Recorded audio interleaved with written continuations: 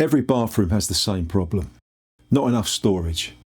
And when you go shopping for a cabinet that fits the space, either you spend a fortune or you settle for a flat pack one that can only ever look what it is.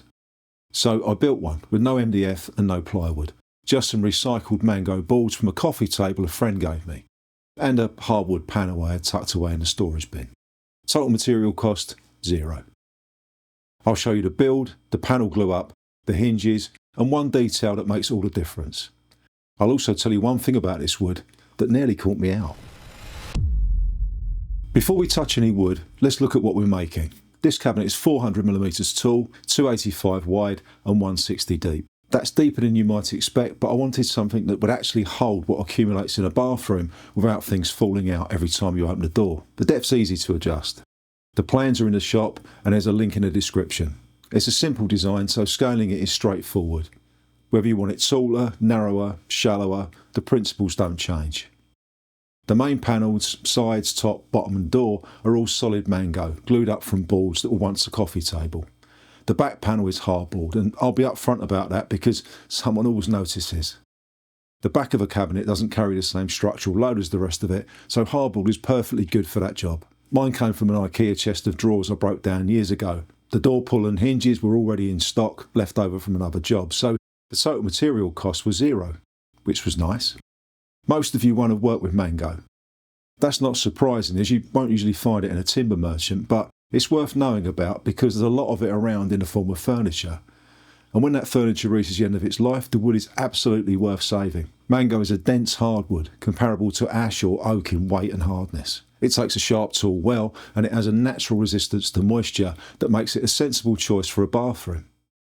Finish it properly and it will handle the humidity without complaint. The grain is where it gets interesting and where it nearly caught me out. Some of these boards have grain that runs in two directions on the same face. You're planing what looks like a straightforward board and then the grain reverses and you're tearing the surface instead of cutting it. It's not a disaster, but if you don't know to look out for it, you'll wonder what went wrong. Read the grain before you plane it. Look at the edge of the board and follow the direction the fibres run. If the grain changes direction part way along, plane to that point, then flip the board around and work from the other end. You don't need mango for this build, any hardwood works, and if you're painting the cabinet, softwood would be fine as well. The technique is the same whatever you're working with. The cabinet panels needed to be wider than any single board I had. Each panel came from 2 boards roughly 90mm wide, the door from 4.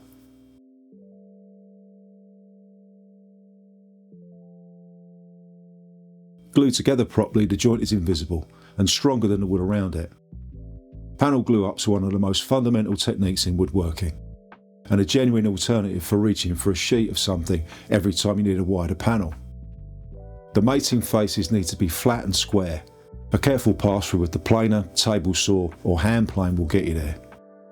Apply glue evenly to one face, not too much, and bring the balls together. Then you clamp them. You'll see a bead of squeeze out along the line, and that's what you're looking for. It means the joint is tight and there's enough glue there. Leave it clamped until it's fully cured. I left mine overnight.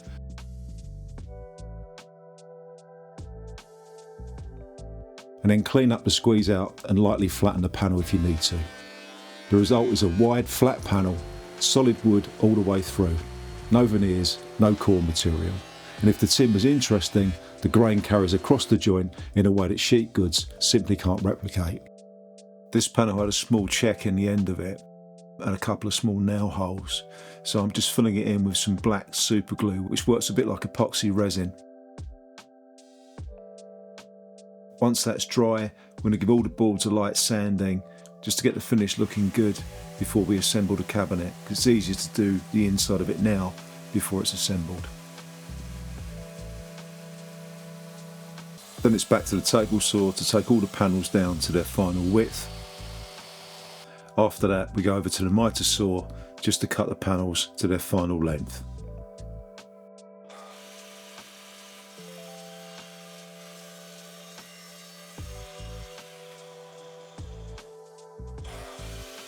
Here I'm cutting 2 corner pieces to use as brackets to help hang the cabinet on the wall. The joinery here is butt joints, glued and screwed.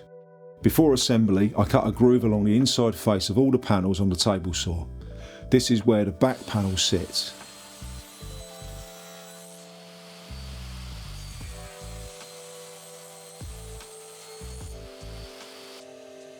Then I took one panel and moved the fence in slightly.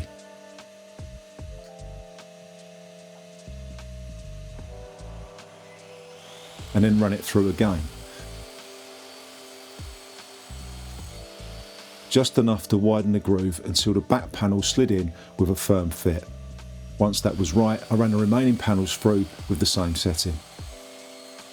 Then the carcass goes together. Drill a countersink pilot hole before each screw.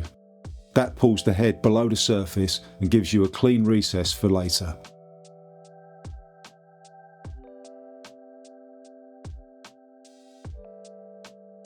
Glue the joints and screw the panels together and check for square as you go. Fitting the back panel does something useful beyond closing the cabinet. As if the box has drifted slightly out of square during assembly, the back panel pulls it back into line as it goes together. Once the carcass is together, we'll deal with those screw holes before we go any further. The screws are sitting just below the surface in their countersunk holes. On a painted cabinet, you'd fill them and be done with it. On a wooden cabinet, that would just look terrible. So we plugged them. And this is the detail I mentioned at the start. A plug cutter is a simple bit that cuts a short cylindrical plug from a piece of timber. I cut mine from an offcut of the same mango so they blend in. You can use a contrasting wood if you want the plugs to show. Either works.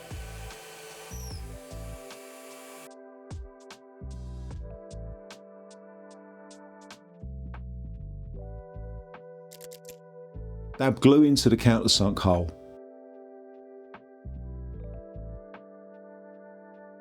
Drop the plug in with the grain running in the same direction as the wood around it and tap it home with a mallet. Once the glue's set, trim it flush and sand it smooth. Done right, you really have to look for them. It's a small thing, but it's the difference between a cabinet that just looks knocked together and one that looks as though someone's cared about it. Here I'm gluing in the triangular bracket pieces and then marking the shelf to its final dimension.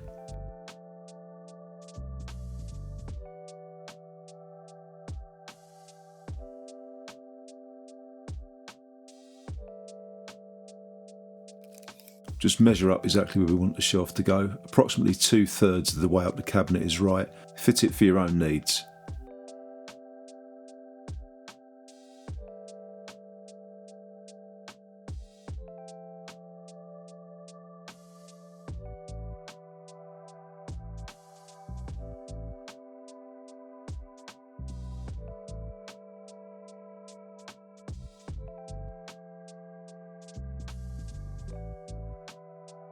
Once that's done, we give the whole cabinet a light sanding and take off any sharp edges.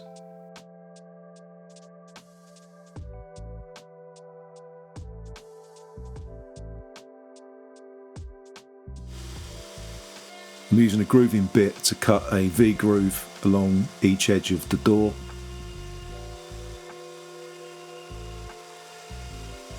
To form a decorative design on the front, and then just a light sanding to smooth the grooves out a little. Now it's time to hang the door. The hinges are Blum concealed hinges. They're what every kitchen cabinet, wardrobe and piece of fitted furniture uses. They're strong, they're adjustable, and once you've fitted a few, they're fast.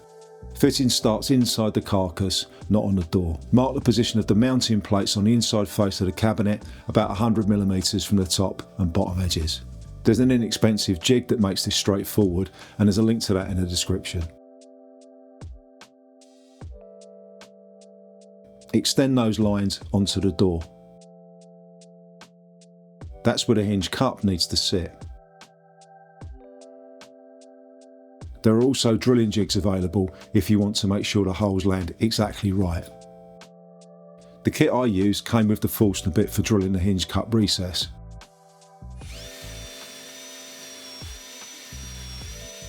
Drill the recess to the correct depth. The Blum instructions give you the exact figure. And then the hinge cups sit into the recess, fixed with 2 small screws. Then the door clips to the mounting hinges and it's done. Once the door's hung, you can adjust it in 3 directions, left and right, in and out, and up and down by turning the adjustment screws. So if it's not sitting right, you don't need to refit anything. You just turn a screw. That's why professionals use them, and it's why you should too. Now the door's on, we'll take all the hardware off again and apply the finish. I use 3 coats of water-based polyurethane, sanding lightly between coats with 320 grit. It dries quickly and has almost no smell, and handles bathroom humidity well. Hardwood under a clear finish is worth the effort. The colour deepens and the grain comes alive, and the variation between boards starts to look entirely intentional, which of course it was. Mango boards from a coffee table, a hardwood panel from an old chest of drawers, handles and a hinge from stock. A cabinet that will outlast most things you could buy and cost nothing to make. The plans are in the shop and there's a link in the description. Scale it to whatever size you need, but before you make yours, there's one mistake that can ruin a project like this in about 2 minutes. So watch this next and I'll show you how to make sure that it doesn't happen to you. I'll see you soon.